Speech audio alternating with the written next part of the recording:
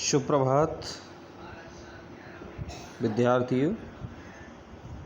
तो कल हम कक्षा 7 में 4 पाठ जो था संस्कृत में हास्य बाल कवि सम्मेलन, उसका यहाँ तक पैराग्राफ हम पढ़ चुके थे। ये बोला था जो कालांतक था उसने कहा था कि वैद्य तो सभी जगह पे मेरे जैसे कुशल नहीं है, जनसंख्या कम करने में मेरे भी इस काव्य को आप सुनिए।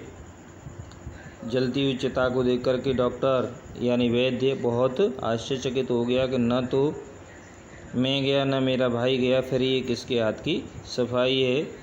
तो ऐसा जब वो कहता है तो सभी पुनः हंसने लगते हैं। आइए अगली वाली पैराग्राफ। उसके बाद में जो तुंदिल है, तुंदिल कहती हैं जो मोटी तौन वाला होता है उसको। तो एक मोटी तौन वाला कवि है, तो वो क्या कह रहा है, तुंदस्य उपरि हस्तम आवर्तयन, तौंद के ऊपर हस्तम आवर्तयन हाथ फेरते हुए। उसने तौंद के ऊपर हाथ फेरा और हाथ फेरते हुए बोला, तुंदलो हम भो, अरे तुंदलो हम, मैं मोटी तौन वाला हूँ, अरे मैं मोटी तौन वाला हूँ।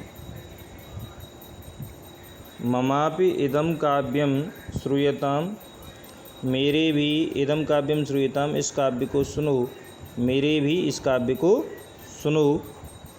जीवने धार्यताम च, और जीवन में धारण करो, मेरे भी इस काव्य को सुनो और जीवन में धारण करो। उसका क्या काव्य है, उसने क्या सुनाया वो देखते हैं।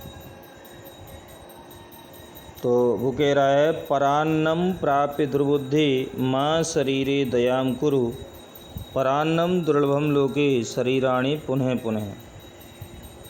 परान्नम प्राप्य दुर्बुद्धि, परान्नम पराये अनाज को या पराये अन्न को प्राप्त करके, दुर्बुद्धि हे दुष्ट बुद्धि वाले, हे बिना बुद्धि के मूर्ख, पराये अन्न को प्राप्त करके, दूसरे के अन्न को प्राप्त करके, माँ शरीरे दयाम करो, मेरे मत शरीर पर दया करो, अपने शरीर पर दया मत करो। पराये अन्न को प्राप्त करके अपने शरीर पर दया मत करो, यानी अगर आपको पराया अन्न मिल जाए तो आप अपने शरीर पर दया मत करो, उसको खूब खाओ, तन से ज़्यादा खाओ। तो ये हास्य कवि सम्मेलन है। वो क्या कह रहा है कि दूसरे का अगर अनाज मिल जाए, दूसरे का अन्न मिल जाए तो आप अपने शरीर पे दया मत करो, क्योंकि परान्नम दुर्लभम लोके, पराया अन्न इस संसार में बहुत कठिन है।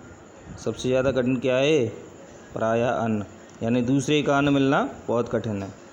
शरीराणि पुनः पुनः, शरीर तो बार बार मिल जाते हैं, यानी शरीर तो बार बार मिल सकता है, लेकिन इस दुनिया में पराया अन्न नहीं मिल सकता। तो ये हास्य कवि सम्मेलन है। हे मूर्ख, पराये अन्न को प्राप्त करके तुम अपने शरीर पे भी दया मत करो, क्योंकि इस संसार में पराया अन्न बहुत कठिन है, शरीर तो बार बार मिल जाते हैं। तो फिर सर्वे पुनः अट्टहासम कुर्वन्ति, सभी दोबारा से बहुत जोर से, अट्टहास कहते हैं बहुत जोर से हंसना, सभी दोबारा से बहुत जोर से हंसते हैं।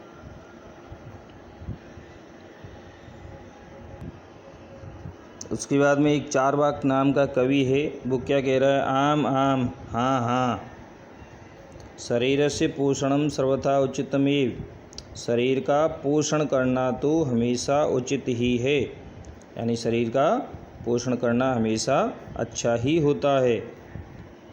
यदि धनम नास्ति, यदि धन नहीं है, यदि आपके पास में पैसा नहीं है, तदा ऋणम कृत्वा भी पौष्टिक पदार्थ एव भोक्तव्य, यदि धन नहीं है तो ऋणम कृत्वा भी, ऋण करके भी, ऋण का अर्थ होता है कर्जा लेना, तो कर्जा लेकर के भी पौष्टिक पदार्थ ही भोक्तव्य खाने चाहिए।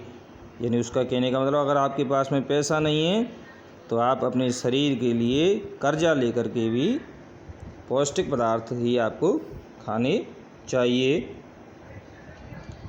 तथा कथयति चार्वाक कवि, जैसा कि कहता है चार्वाक कवि, जैसा कि चार्वाक कवि कहता है कि यावत जीवित सुखम जीवित, जब तक जीवित रहो सुखपूर्वक जीवित रहो, जब तक जीवित रहो सुखपूर्वक जीवित रहो। ऋणम कृत्वा घृतं पिबेत, कर्ज ले करके घी पियो।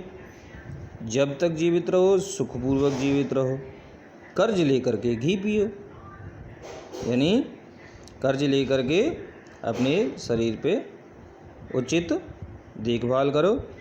जब तक जीवित रहो तब तक सुखपूर्वक जीवित रहो, और ऋण करके अर्थात कर्जा ले करके घी पियो। जब तक जीवित रहो सुखपूर्वक जीवित रहो, कर्जा ले करके घी पियो। तो इससे आगे अगले वाले वीडियो में